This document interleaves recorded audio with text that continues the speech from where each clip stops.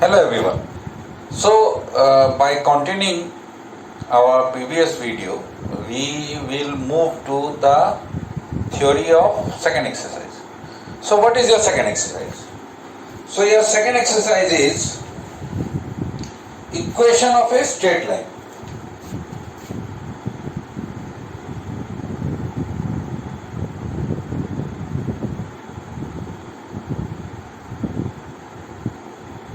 Equation of a straight line. Now, before starting equation of a straight line, let me tell you one thing. So, what this straight line means, all of you know. But what is equation of straight line means? Now, if two lines are parallel, their slopes are equal, but equations are different. इसका मतलब ये है कि अगर parallel हुआ ना तो उसका स्लोप इक्वल होगा, लेकिन वो दोनों इक्वेशन इक्वल नहीं होंगे. तो इक्वेशन का मतलब है कि every particular line has a unique equation. मतलब कोई भी एक लाइन का एक यूनिक इक्वेशन होगा. इसका इक्वेशन इसके साथ कभी भी एक नहीं होगा, या किसी दूसरे लाइन के साथ में एक नहीं होगा. They will be different. Two different line means two different equation. Another thing about the line, if I make this line like this, it means it goes up to infinity. मतलब ये अगर मैं नहीं भी बताऊंगा in straight line, it means it goes up to infinity. ये infinity तक जाएगा. So अगर दो अलग अलग लाइन है तो उसका इक्वेशन जो होगा वो अलग होगा. Now here comes, there are different way of finding the equation of a straight line. अलग अलग मेथड है.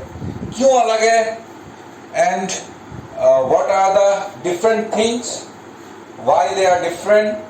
Those we will discuss. But before that, we will discuss about equation of horizontal and vertical lines.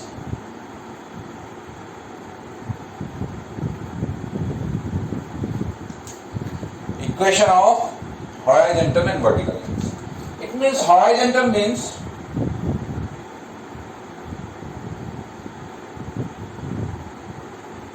line parallel to x-axis.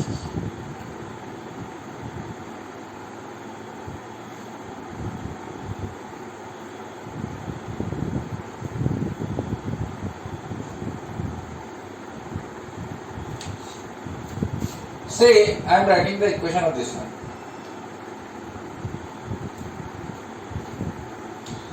If this coordinate is 0, k, what are the y coordinate of every point here? Y coordinate means this distance. अगर इसका y coordinate k हुआ, ये भी k होगा, ये भी k होगा, ये भी k होगा. So equation of this line is y equal to k. For example, अगर मुझे बोला कि y equal to -1, you have to make this line. अगर ये लाइन बनाना है कभी को, तो यहाँ पे कौन सा कोऑर्डिनेट एब्सेंट है, मतलब नहीं है, x नहीं है. That means this line is parallel to x-axis. जो कोऑर्डिनेट वहां पे नहीं होगा उसके पैरेलल लाइन होगा. तो ये एक्स एक्सिस के पैरेलल लाइन है, दैट इज श्योर.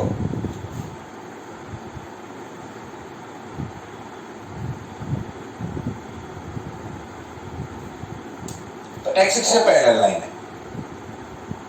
यहां हो सकता है, यहां हो सकता है, यहां हो सकता है, यहां हो सकता है. लेकिन यहां बोला है y इक्वल टू -1, तो मुझे उस जगह पे x एक्सिस का पैरेलल लाइन बनाना है जहां पे y कोऑर्डिनेट -1 होगा. तो y कोऑर्डिनेट -1 यहां पे है. So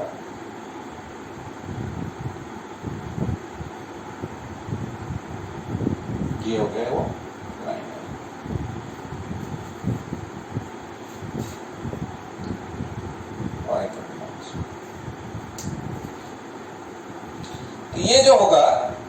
इसके ऊपर ही डिपेंड करेगा। अच्छा, note, can you tell me equation of X axis क्या होगा?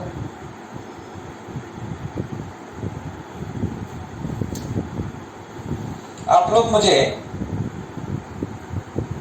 कमेंट्स में बताना इक्वेशन ऑफ एक्स एक्सिस क्या होगा। सिर्फ मैं आपको एक हिंट देता हूं। हिंट ऐसा है कि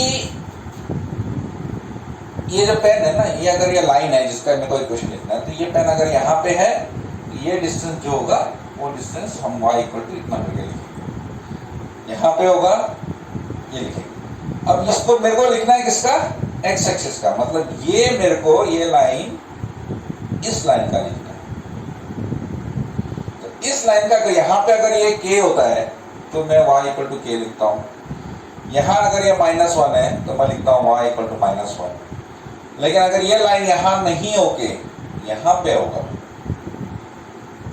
तब इक्वेशन क्या होगा वो आप लोग मुझे बताइएगा कमेंट बॉक्स में। An equation of line parallel to y-axis.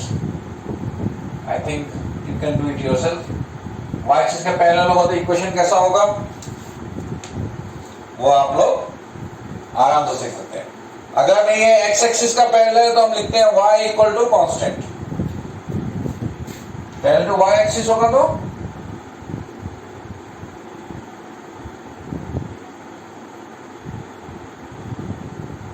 कमा 0, अगर इस पॉइंट का कोऑर्डिनेट है, इसका इक्वेशन होगा x equal to 3। Parallel to y axis x होगा, ये डिस्टेंस 3 है, ये इसका कोऑर्डिनेट 3 है, तो x इक्वल टू 3 होगा। That is your method of writing. ये क्यों लिखते हैं y इक्वल टू k? मतलब अगर ये k हुआ तो सबका y कोऑर्डिनेट k होगा। 1, k, 2, k, 3, k, तो ऐसे चलता रहेगा। सबका y कोऑर्डिनेट k है, इसलिए इसका इक्वेशन हो गया y equal to k। Got it? Now we will start equation of line. ये हॉरिजॉन्टल और वर्टिकल लाइन को भी इक्वेशन है, बट ये सब है एक स्पेसिफिक है। तो अभी हम लोग लिखेंगे in general.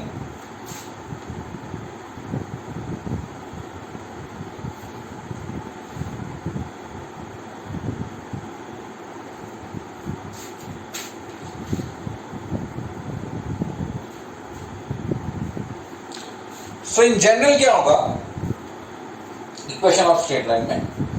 We have different method. Number 1, इसको हम लोग कहते हैं point slope form. This is known as point slope form.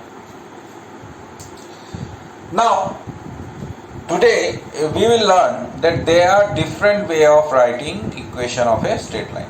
अलग अलग मेथड है, तो हम लोग तकरीबन 4-5 मेथड्स हम लोग सीखने वाले हैं।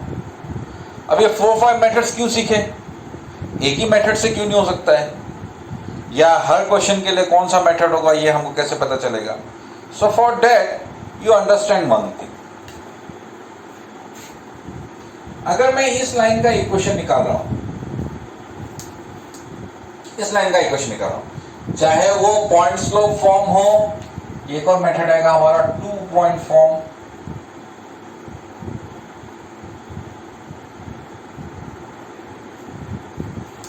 या हमारे पास में एक और मेथड आएगा स्लोप इंटरसेप्ट फॉर्म, एक और है हमारे पास में आएगा इंटरसेप्ट फॉर्म। तो किसी भी मेथड में इस लाइन का इक्वेशन किसी भी मेथड से निकाले हम लोगों को सेम ही मिलने वाला है। मतलब इस लाइन का इक्वेशन अलग अलग नहीं होगा।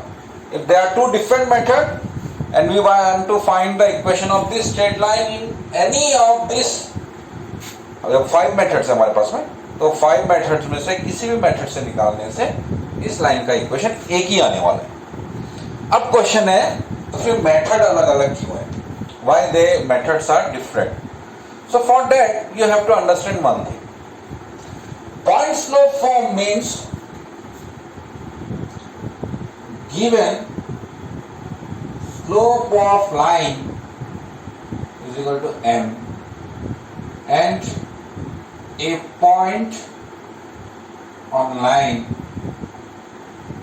x1 y1. तो ये जो मेथड का जो नाम है that depends on you what information about the line is given to us. मतलब किसी भी लाइन का इक्वेशन लिखने के लिए हमको उस लाइन के बारे में दो इंफॉर्मेशन चाहिए. दो इंफॉर्मेशन में से हम उसका लाइन का इक्वेशन लिख सकते हैं. अब क्या क्या इंफॉर्मेशन दिया हुआ है उसमें ये डिफरेंट रहेगा. पॉइंट स्लोप फॉर्म में क्या होगा, स्लोप दिया होगा और पॉइंट दिया होगा. 2 पॉइंट फॉर्म में क्या दिया होगा, given 2 points x1 y1 and x2 y2. तो इसमें होगा क्या, इस मेथड में स्लोप है और पॉइंट है, तब हम लोग इस मेथड से लिखेंगे. अगर स्लोप नहीं दिया है लेकिन इस मेथड में आप लोगों को 2 पॉइंट का कोऑर्डिनेट दिया है, तब हम लोग उस मेथड से लिखेंगे. मतलब हमारे पास में क्या है उससे हम लोगों को अपना खाना बनाना है. अगर मेरे पास में प्रेशर कुकर है तो प्रेशर कुकर में चावल बनेगा. अगर मेरे पास में प्रेशर कुकर नहीं है, मेरे पास में जो सस्पेन बोलते हैं ना हम लोग, तो वो है, अगर उसमें हम लोग चावल बनाएंगे तो फिर भी बनना तो चावल ही है, लेकिन उसके लिए जो कुकिंग जो एपरेटस है, जो चीज़ें हैं ना, वो बस सिर्फ अलग अलग है, लेकिन बनेगा चावल ही. दोनों मेथड से हम लोगों का एक ही आंसर मिलने वाला है. सिर्फ डिफरेंस ये है कि मेरे को क्या क्या क्वेश्चन में दिया होगा और क्या क्या, तो उसी मेथड से हम लोगों को इसका इक्वेशन निकालना है. तो इसका इक्वेशन होगा y minus y1 equal to m x minus x1. ये मेथड आपको याद रखना होगा. इसका मैं प्रूफ दिखाता हूं. And proof are very very simple. Slope दिया हुआ है m, पॉइंट दिया हुआ है x1 y1.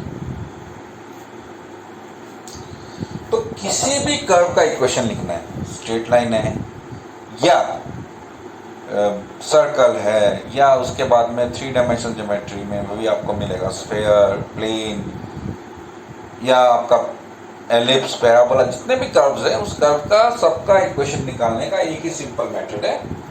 Late p x, y be any point on that curve on the line. यहां लाइन है तो मैं लाइन लिख रहा हूं. तो ये a है कि कोई भी पॉइंट है x, y. यहां भी हो सकता है, यहां भी हो सकता है, यहां भी हो सकता है. p का अपना पोजीशन चेंज करता रहेगा वो. तो इस पॉइंट के लिए जो कंडीशन होगा, इस पॉइंट के लिए वही कंडीशन होगा, इस पॉइंट के लिए वही कंडीशन होगा. तो p x, y. अब मुझे बताओ ये डायग्राम देख के, slope of AP equal to m है कि, मतलब अगर मेरे को ये दोनों पॉइंट दिया हुआ है कोऑर्डिनेट, तो इससे जो मैं स्लोप निकालूंगा ये स्लोप एक सेम होगा. अब स्लोप ऑफ AP क्या होगा, AP क्या होगा, y minus y1 by x minus x1 is equal to m. y minus y1 equal to m x minus x1. मिल गया कि नहीं हमको ये proof? Very simple proof, 2-3 line का प्रूफ है और इसमें कोई टेक्निकली बहुत कुछ सोचना है, बहुत कुछ करना है, वैसा नहीं है. So very simple. Now example, for example, find equation of line whose slope is -1/3 and passes through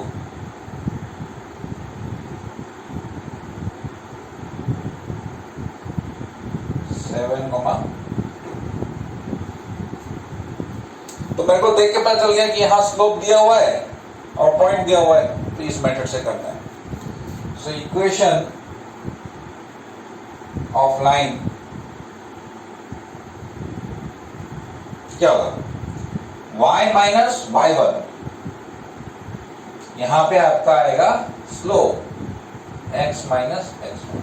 मुझे क्या करना है, ये मेरा है x1 y1 और ये है मेरा m, तो यहाँ m का पोजीशन कौन सा है, x माइनस x1 से आगे, मतलब यहाँ पे मेरे को 1/3 और y यहाँ x1 है, ये y1 है, 2 है y1, so y minus 2 into x minus 7।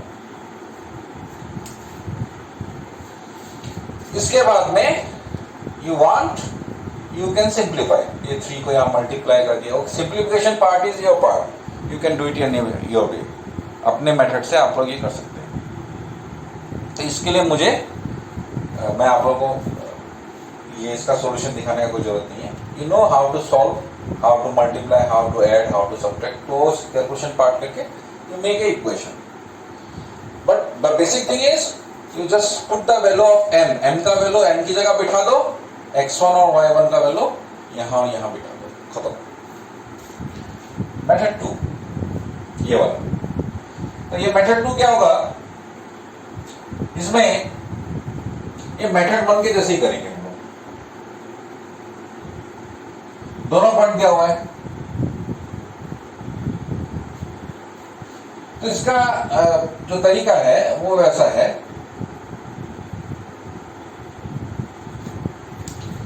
y minus y1 x minus x1, तो यहां पे आप लोगों का क्या होगा, यहाँ पे वो पर्टिकुलर वो पॉइंट जो है ना, उस पॉइंट कोई भी जो पॉइंट उस लाइन के ऊपर में, उसका कोऑर्डिनेट का x कोऑर्डिनेट यहाँ बिठाना है, y कोऑर्डिनेट यहाँ बिठाना है।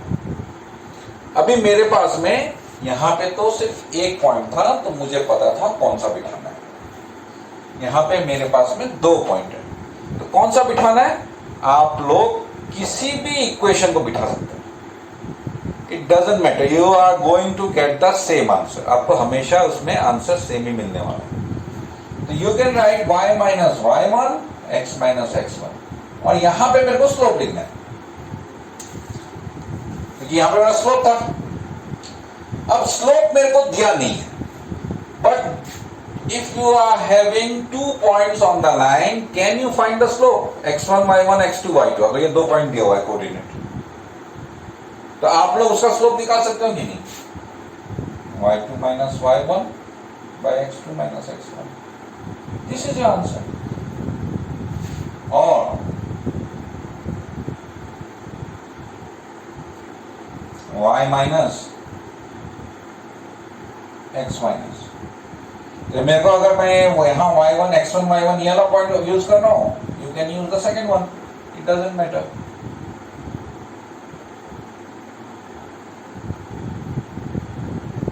सिर्फ एक ही चीज का ख्याल रखना है कि अगर मैं सेकंड कोऑर्डिनेट ले रहा हूं, तो जिसका x कोऑर्डिनेट मैंने लिया उसी का y कोऑर्डिनेट यहां लेना है। कहीं ऐसा मत करो कि x इसका लिया y इसका ले लिया, then that will be wrong. So अगर ले रहे हो तो दोनों x और y सेकंड कोऑर्डिनेट का ही लेना है, या दोनों x और y फर्स्ट कोऑर्डिनेट से ही लेना है। And proof is very simple, it's a very simple proof.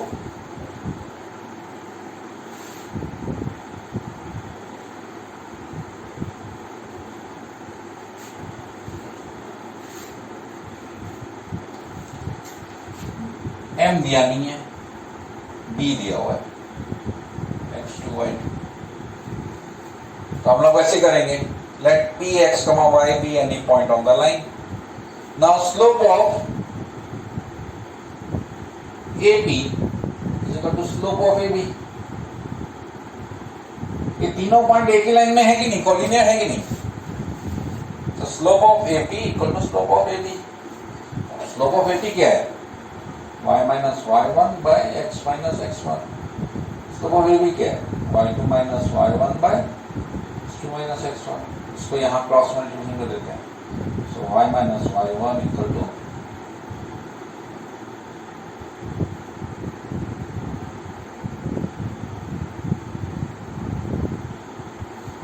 हो गया proof. It's a very simple proof. तो ये था मेरा 2.4, and after that we have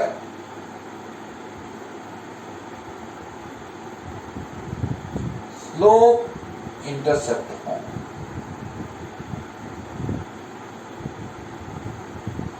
तो इसमें दो है, given slope m and y intercept c। y intercept c का मतलब क्या है? ऐसा अगर लाइन है, ये c है, यहां पे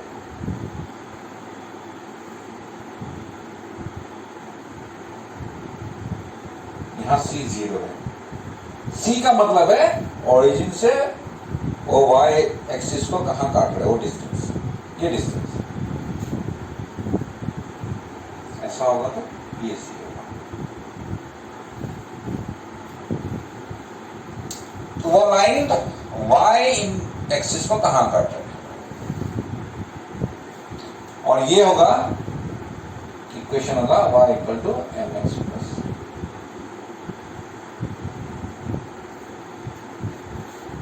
कैसे होगा? तो ये भी बहुत सिंपल है। इसका स्लोप m दिया हुआ है, y इंटरसेप्ट c दिया हुआ है। अगर y इंटरसेप्ट c है तो इस पॉइंट का कोऑर्डिनेट क्या होगा? 0, c positive negative that doesn't matter, उसका आप चिंता मत करो। c can be positive also, c can be negative also, c can be 0 also, कुछ भी हो सकता है। 0, c इस पॉइंट का कोऑर्डिनेट। अब मुझे स्लोप पता है, पॉइंट पता है, तो स्लोप पॉइंट फॉर्म से हम लोग निकाल सकते हैं कि नहीं?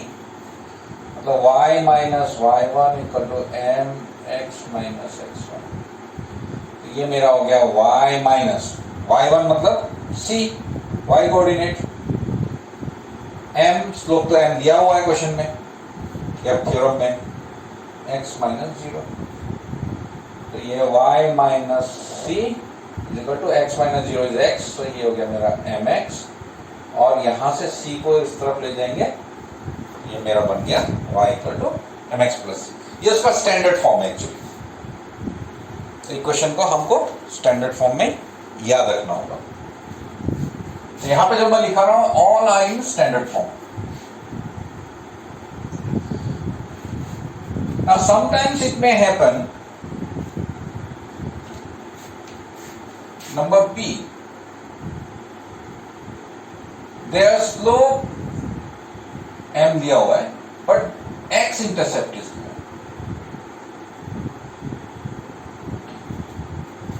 x इंटरसेप्ट का मतलब क्या है? ऐसे है, ये d होगा। x में कहां काट रहा है? ये d होगा।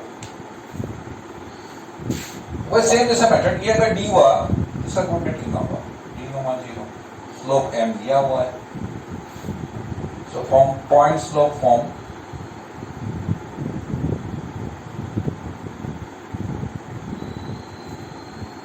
y minus y1 equal to m x minus. अब y माइनस y1 मतलब इसका y coordinate 0, m x minus x1 x coordinate p, ये मेरा हो गया y equal to m x minus t।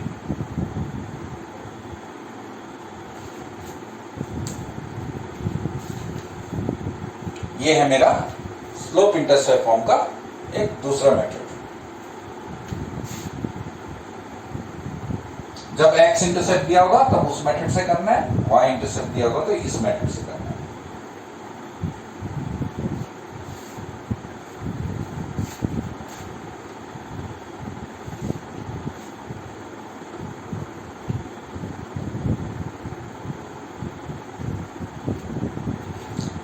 Now next is your intercept form. इसको हम लोग कहते हैं इंटरसेप्ट फॉर्म।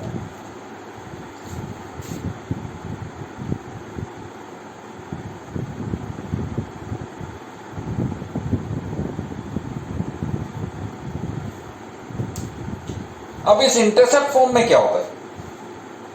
इसमें आपको दिया होगा गिवन x इंटरसेप्ट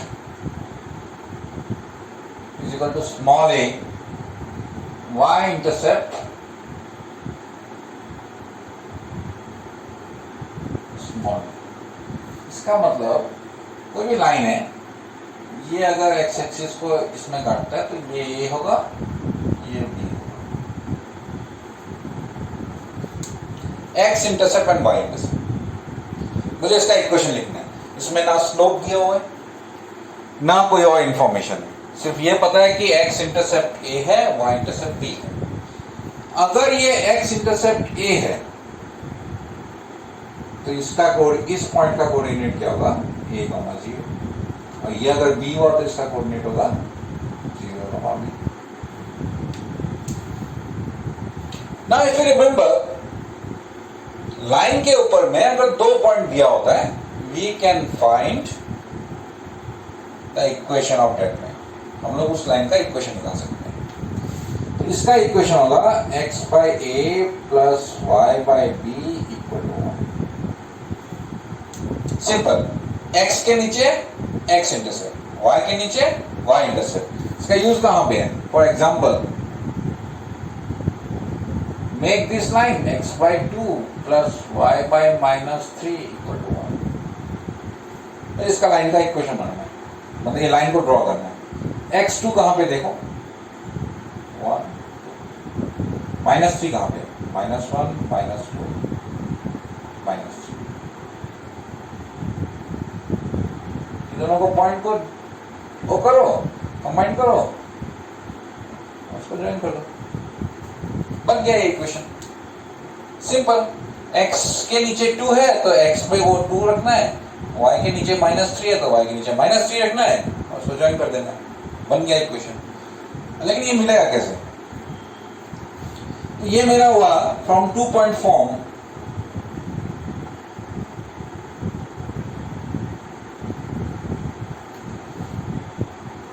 तो ये आपका इक्वेशन आप याद रखिए। तो x1 y1 मेरे लिए हो गया a कॉमा 0, x2 y2 हो गया मेरे लिए 0 कॉमा b। 2 पॉइंट फॉर्म में क्या था, y minus y1 equal to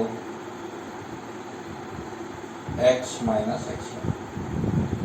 यहाँ था मेरा y2 minus y1 bye x2 minus x1। यहाँ देख के आप लोग x1 y1 x2 y2 का वैल्यू बिठा दीजिए। सो y minus y1 mean 0, y2 minus y1 so b minus 0 divide by 0 minus,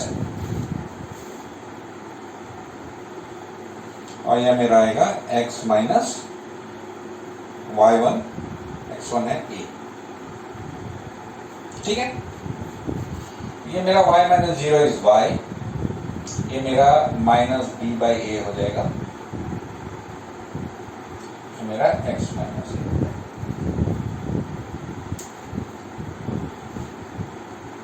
ठीक है, इज दैट क्लियर? अच्छा,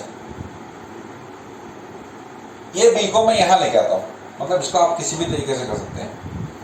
ये b को अगर मैं यहां लेके आता हूं तो ये मेरा बन गया y by b is equal to minus 1 by a into x minus. इसको मैंने सिंप्लीफाई करने के लिए ऐसे किया।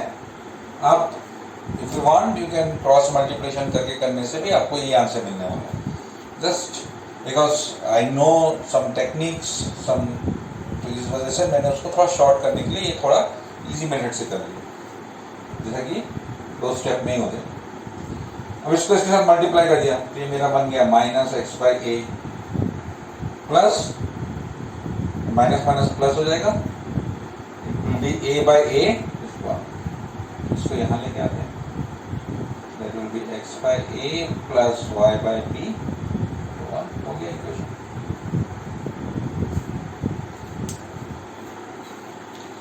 तो ये था आपका इंटरसेप्ट फॉर्म। तो these forms all are very very important, मतलब मैंने आपको पहले बताया कि ये सब मेथड्स हमारे डिफरेंट क्यों हैं, because what is given to us according to that we actually do this we use this different methods, उसी वजह से मेथड हम लोग यूज करते हैं. Now what will do, one more last method is there, that only I will discuss.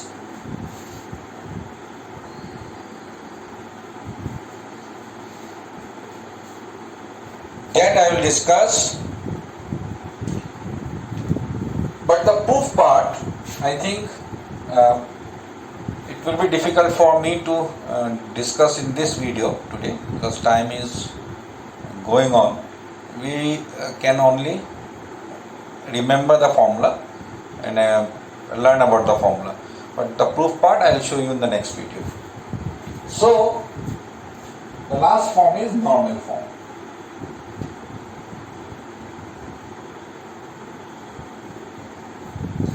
Now in normal form what happens, this method you remember, ये method आपके जितने भी आज से पहले आपने मेथड्स किए ना, 4 मेथड किए, वो चारों मेथड से ये वाला मेथड सबसे डिफरेंट है. इसमें होता क्या है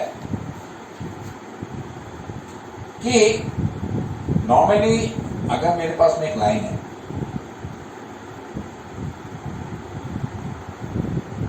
तो इसका स्लोप दिया होता है या इस लाइन के ऊपर एक पॉइंट दिया होता है.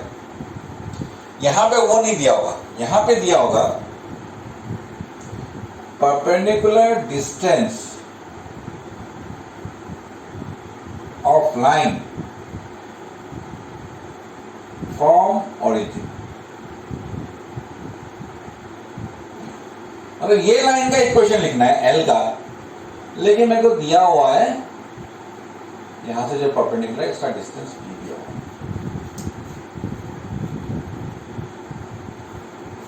And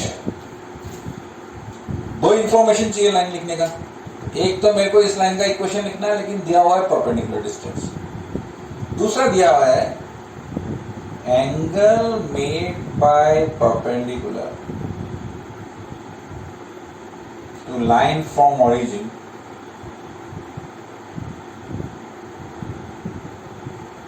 measuring anti-clockwise.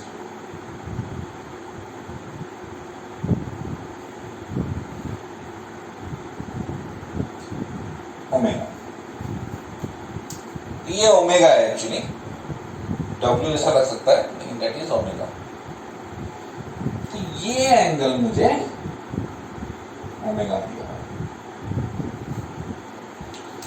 In this particular method, this is the only method जहां इस लाइन का डायरेक्ट इंफॉर्मेशन हमारे पास में नहीं है.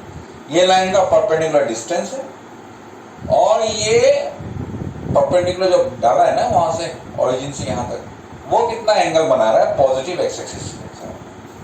Line from origin with positive direction of x axis, measuring anti-clockwise direction. अब now question arises, what will happen if this is like this? अगर ऐसा एक लाइन हुआ तो यहाँ से perpendicular, this is P, this whole angle is omega. Omega का value 0 से 360 डिग्री के बीच में कुछ भी हो सकता है. It can be anything between 0 to 360 degree. So there are 4 different possibility. यहाँ पे सिर्फ 4 ही तरह का पॉसिबिलिटी है. अगर ऐसे हुआ तब क्या होगा, अगर ये सेकेंड क्वाड्रेंट से ऐसे क्रॉस किया तब क्या होगा, थर्ड क्वाड्रेंट से क्रॉस किया तब क्या होगा, तब यहां से यहां तक ये P, this whole angle is omega. And the fourth possibility, fourth quadrant से अगर गया तो ये हो गया मेरा P और ये पूरे यहां से यहां तक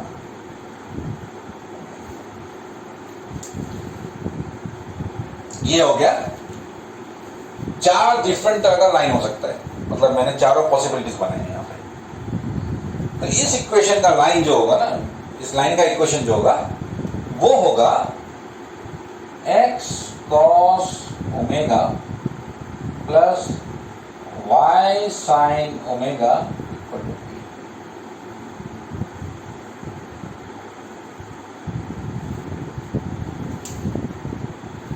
So, चारों डिफरेंट केसेस में ओमेगा कैसे मेजर करना है वो मैंने दिखा दिया। किसी भी तरीके में हो परपेंडिकुलर डालना है और पॉजिटिव एक्स एक्सिस से एंटी क्लॉकवाइज एंगल घुमाना है। पॉजिटिव एक्स एक्सिस से ऐसा है कि जब तक 90 डिग्री वाला वो परपेंडिकुलर नहीं मिलता है, यहां से ऐसे घुमा के यहां तक जब तक ये मिलता नहीं है, यहां से घूमते घूमते घूमते यहां तक। ऐसे हम लोग मेजर नहीं करेंगे, ऐसे ये शॉर्टर होता लेकिन ओमेगा मेजर करने का तरीका ही अलग है। सो इसका जो प्रूफ है that I will show you in my next video. For today you just remember this one. और लाइन इक्वेशन जो है ना, लाइन का इक्वेशन जो लिखना है तो उसमें अलग अलग मेथड से कैसे लिखना है, एक एक एग्जांपल आप लोग अपने आप से करके देखिए। गूगल क्लासरूम में मैं उसका लिंक भेजूंगा, मतलब वो क्वेश्चंस भेजूंगा, आप वहीं पे मेरे को आंसर दिए। So thank you very much.